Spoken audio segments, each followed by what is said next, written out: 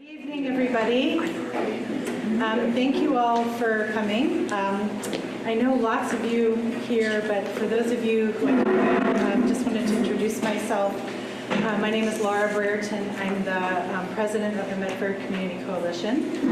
And we do these public meetings periodically throughout the year, and we started to do them with having some guest speakers, and it seemed to work out really, really well.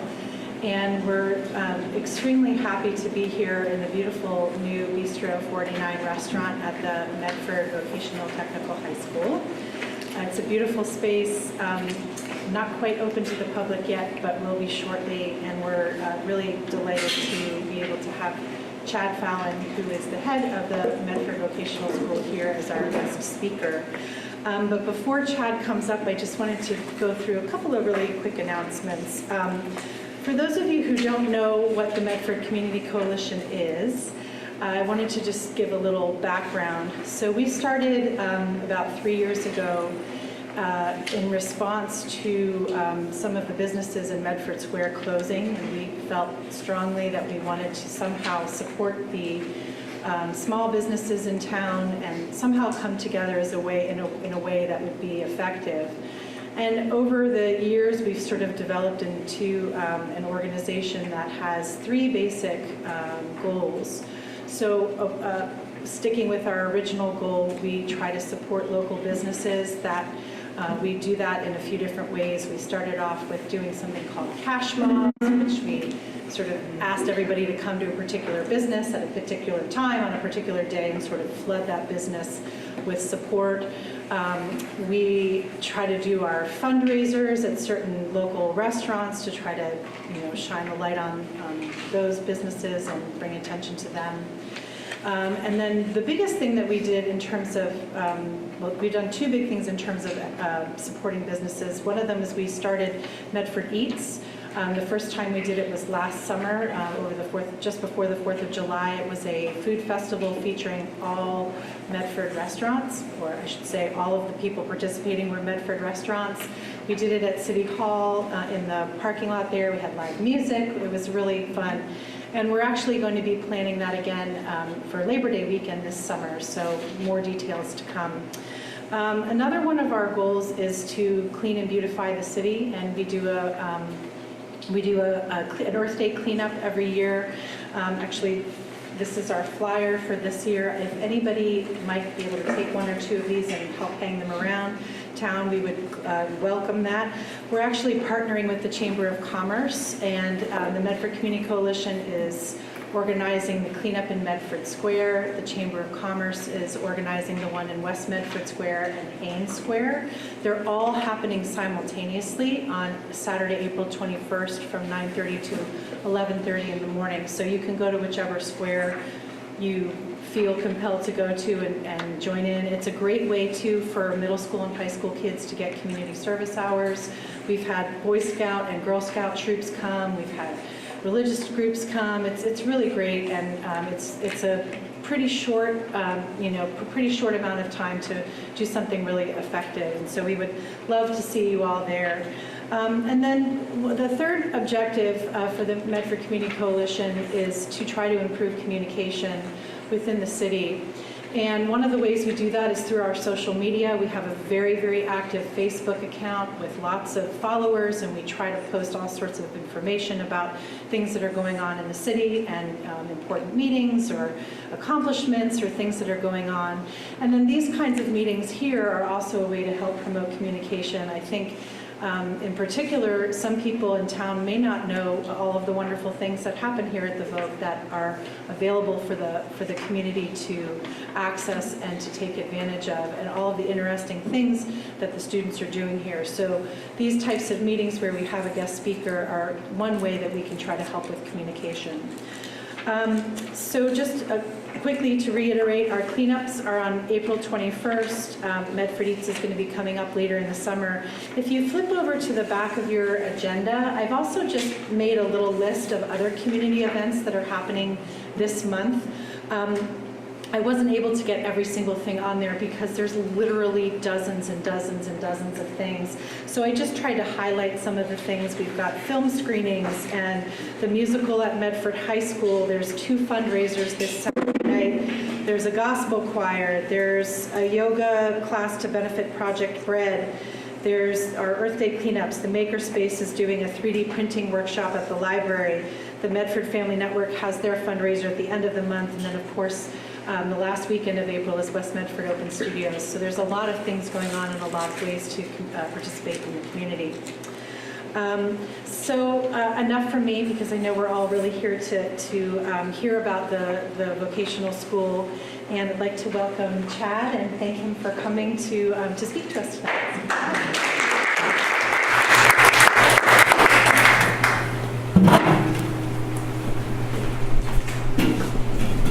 So good evening. I'm going to start with, before I get into me, I want to bring up one of our students. This is Tess Morrow. Tess is a student at Medford Vocational Technical High School. She's a senior. I'm really not going to say too much. I'm going to leave it to her to kind of tell you guys why she chose the school, what her pathway is here at the school, and what she plans to do after. And then we'll get into a little bit more of the logistics of the school after. But you know, Tess is great. She's one of those students that you ask for assistance, you ask for help, and she's right there. Today I said, "Hey Tess, what are you doing tonight?" And she's kind of looked at me and I said, "You want to go?" So she's just one of those, and especially been welcoming to me. Coming into a new school and not knowing anybody. Tess was one of the ones who definitely stepped forward and made me feel welcome. So Tess, please take it away. Okay, hello everybody. I hope you're having a wonderful time here at the Medford Vogue. What kind of brought me to the Medford Vogue was my mom was actually a student here. She graduated out of the graphics program, which was held in this room before it was transformed into this beautiful culinary shop.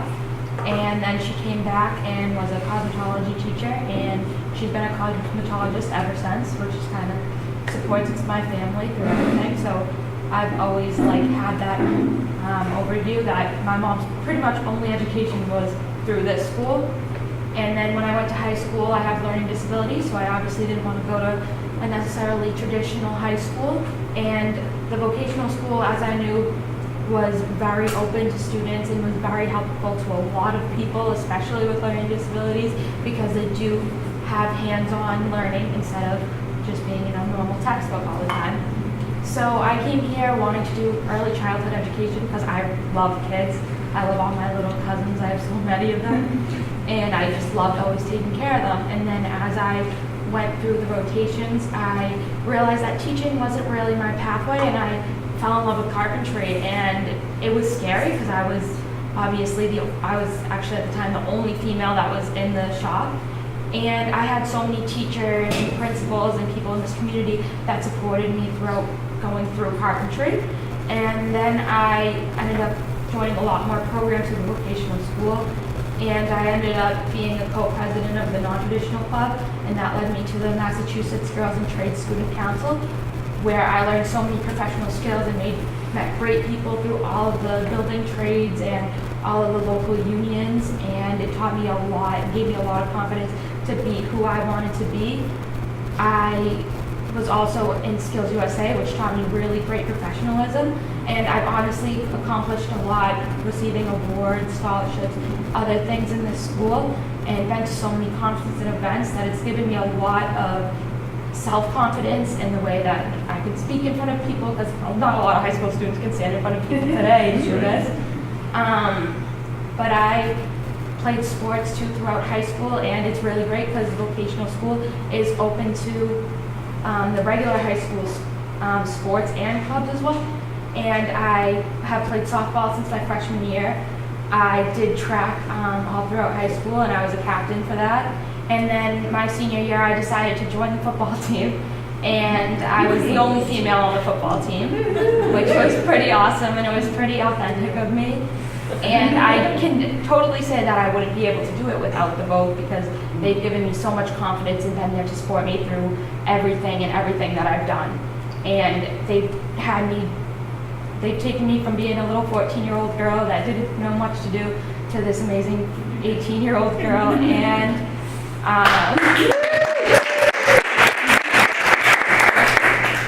I'm really happy to be here today and tell you guys all the great things that happen at the vocational school. A lot of people think that vocational students can't go to college, but I've actually been accepted to Merrimack College, Endicott College, and Southern New Hampshire University. And I'm planning on doing a double major, which is a lot of pressure, but I really hope to do that. And although I'm kind of drifting away from the carpentry pathway, I have really had an interest in business and communications. And since we have a business shop, the business teachers have been totally open to helping me. And right now I'm actually working with one of the business teachers on a live plan, which is a website which is used by colleges. And I'm kind of building my own carpentry business on there as like a fake carpentry business, but it's working out pretty well. And I love the vocational school. It's helped me so much and made me become a really great woman. Thank you guys for having me. Do you guys have questions for Tess about, she really did a nice job summing it up there, but do you have any questions for her? Can you just maybe give us an example of one of the carpentry projects that you've worked on since you've been part of that program? So the first one kind of that comes to mind is the community garden shed. If you drive about a mile down the road. I'm in that garden, it's awesome. My sophomore year, we formed together and we built on SketchUp a shed, and we built it for the community garden, which was pretty awesome. We got to drive down every day, build it from scratch, do all the work. We worked with like the guy who runs it and did all the specifications that they wanted, like from areas that they could work in, and it was just pretty awesome to be a part of it and get to drive by something every day and say, oh, I built that. And I actually play softball on the field next to it, and I would always be like, I built that shed. That's kind of the coolest things. And a lot of the people that I actually built that with are some of my best friends. Like a lot of the boys that graduated in the class of 2018, one of them's my sister's boyfriend, and all the rest of them, a lot of them I've went to the Marines and everything, and I keep in touch with all of them. Nice. So I've made great friendships and great memories in the shop. Yeah, you guys also did the Boston Cares. Yeah, Boston Cares is also a huge project that we did in the school, where we built beds for like people who needed them, like children. And pretty much every year we have Boston Cares when they need projects done. We help build them, and then they have days where they'll have the community come in and help build the beds, and we help them build the beds. We help them get the products before, and then whatever company that they have help them, they come in, build the beds, and we ship them out to people who need them all around the Boston area.